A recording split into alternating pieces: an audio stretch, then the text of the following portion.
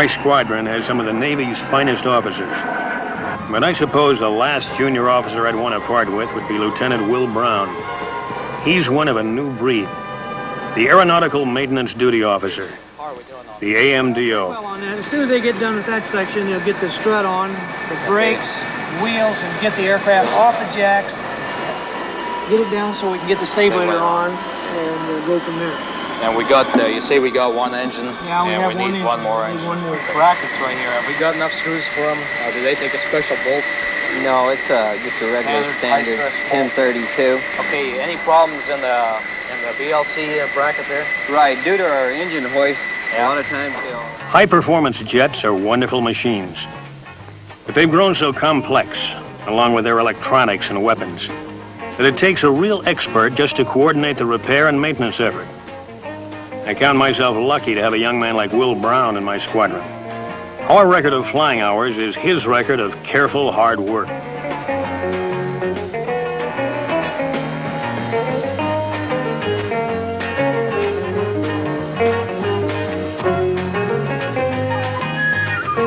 Aeronautical maintenance duty officers receive a basic course at Memphis, which prepares them for their first assignment.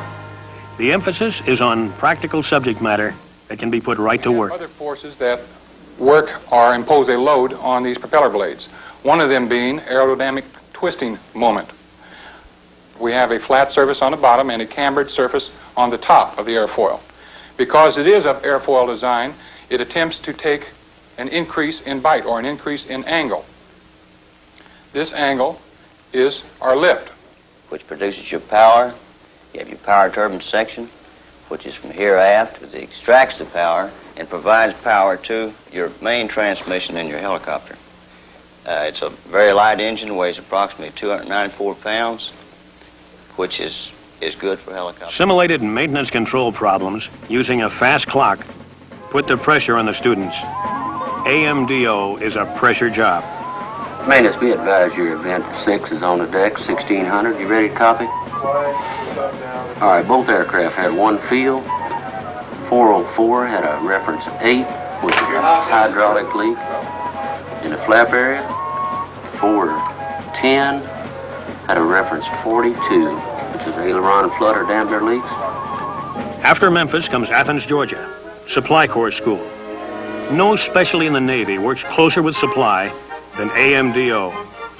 Included is learning to work with computers.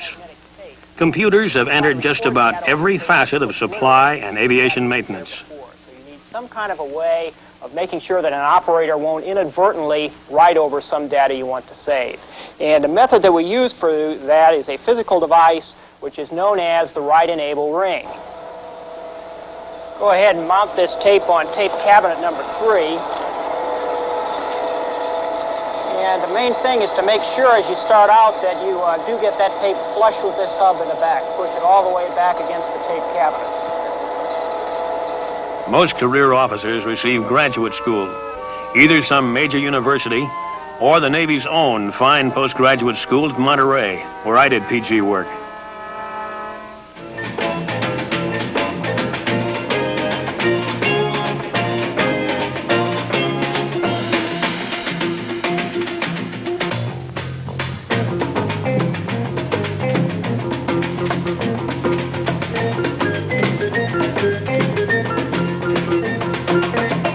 An AMDO could, for example, study noise suppression. This could lead to staff duty helping solve noise pollution problems. Just one of many interesting future assignments. To answer your question, Admiral, the primary impact in this area is the FCLP pattern. When we have a full pattern 5 aircraft, it ends up with an interval of about 30 seconds going around the pattern. This chart now shows the areas where we receive complaints, either by telephone or by letters, petitions, and a group of letters in this area. If you'll notice, in sound zones 2, the greatest predominance of the complaints. Even in an area that's outside of Zone 1 in Mira Mesa, we've had several complaints. We've had justification for establishing the zones recorded by actual complaints from citizens.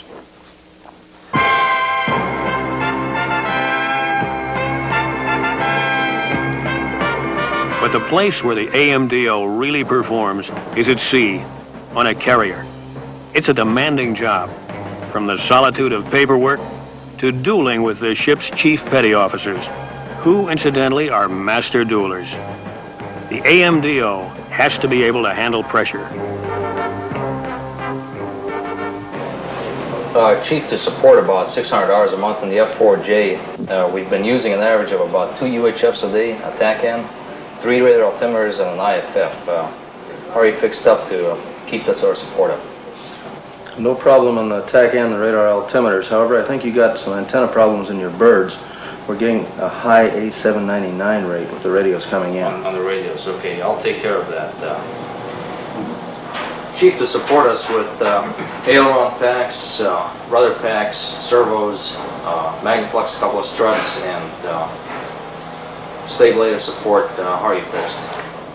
Outstanding on your outside support. The only problem we have is your men are removing accessories and parts from the components before they send them into the AIMD. Consequently, it doubles our waiting parts time. Okay, we'll take care of that. I'll look into it some. Okay. Hey, Chief, you got 24% of my people TAD to you, and we're set okay on avionics and airframes people, but I could like some of my AQs back, and 40s too if you can afford it. Sure, we can give you some of them back as soon as we get this new avionics bench put together and set in. I'll let you have a couple of them back. But the ordnance people, since you didn't bring it up in the first place, I don't think we can let you have it. Yeah, okay. I'd also like my radars. So this is the wheeler you're going to BCM? Yes, sir. What are you finding with it? Well, we had a carrier and we found a crack. And this is the third one we found like this. Just on this side right here, or both flanges? Both flanges. Both flanges? Yes, sir. Our miniature module component repair can replace these with no problem whatsoever. Have we got corrosion problems on these boards here? Yes, sir. We have a problem right in this area. However, it can be cleaned off readily as long as we catch it in time, and then we just put a covering over the module so it doesn't. What did you find on my X-ray here, Chief? Well, sir, the contamination patch test is definitely beyond Sure is. acceptable standards. As you can see, in the comparison test, it's way above a 5 level. I guess you want me to down my airplane, huh? Yes, sir. I would recommend that we don't fly the aircraft until we do know for sure that we have got a good bird or battery. Okay. Handler, my 101 just went down for a fuel leak and you have to burn a fuel pump. I'm going to need to change that and I'm going to need it for a high power turn afterwards. I won't be able to make this launch with this bird. What else have you got available? Well, the only other radar I got is 112. Oh, back in. way down there. Hangar flight. That's what you Okay, here's the problem right here. We got two awaiting maintenance. We've got one in work, and we've got 3 AWP here. And the problem here is we just don't have anybody else to put on them. If I gave you another man, would that help you get some of these and the waiting maintenance out on the bench? We can take another and put another. Ed, the computer shows 3 ARC 51s available in the rotable pool. I only see a couple of them here. Do you know where the rest of them are? They're in the AIMD shack being repaired. They should be back shortly, though. Okay, I need 3 of them tonight. Can you help me? Definitely. They'll be back tonight. Well, I told your chief I wanted this bird for a high power turn. Now, what the hell is it doing back there in the corner still? How about doing something for me? Look, weapons came down here and told us that they had to have that hatch open back here in order to get the ordnance up to the flight deck. To get it open, I had to shove your plane back into the corner. I've got 3.5 hours to do this. Can you have it up topside in half an hour? It looks like I can probably have it up there in a half an hour. Okay, if that bird isn't topside in 30 minutes, we'll be down here again.